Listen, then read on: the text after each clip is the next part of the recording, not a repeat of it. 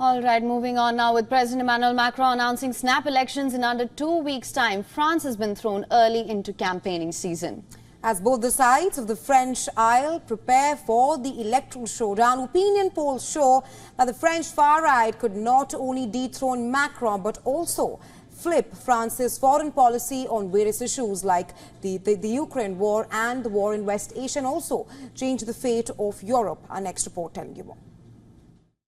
French politics has been thrown into full campaign mode after President Emmanuel Macron called a snap election.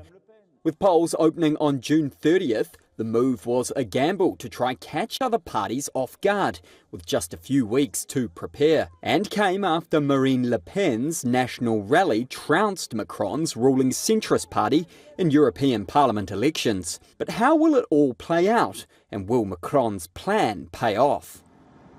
There are 577 constituency contests, one for each seat in the National Assembly. Candidates with an absolute majority of votes in their constituency are elected in the first round, but usually a second round is needed to reach this criteria. To qualify for the runoff, candidates need first round votes amounting to at least 12.5% of registered voters.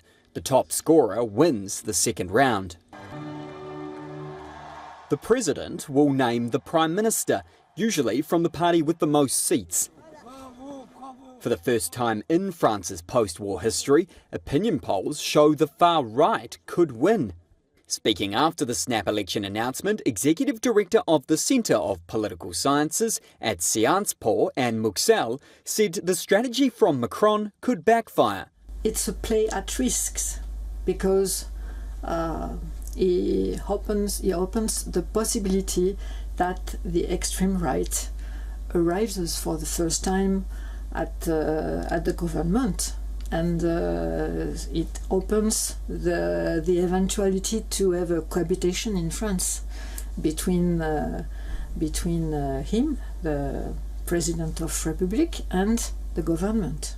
An absolute majority requires at least 289 seats. National Rally could run a minority government if it wins the most seats, without reaching that threshold. But 28-year-old party leader Jordan Bardella has said it wanted an absolute majority, or would not be able to carry out reforms.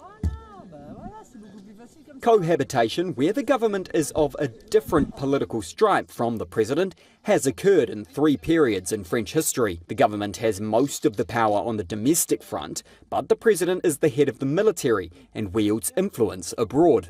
The division of power on foreign policy is not clear-cut though, and that could be an issue for France's stance on the war in Ukraine or European Union policy.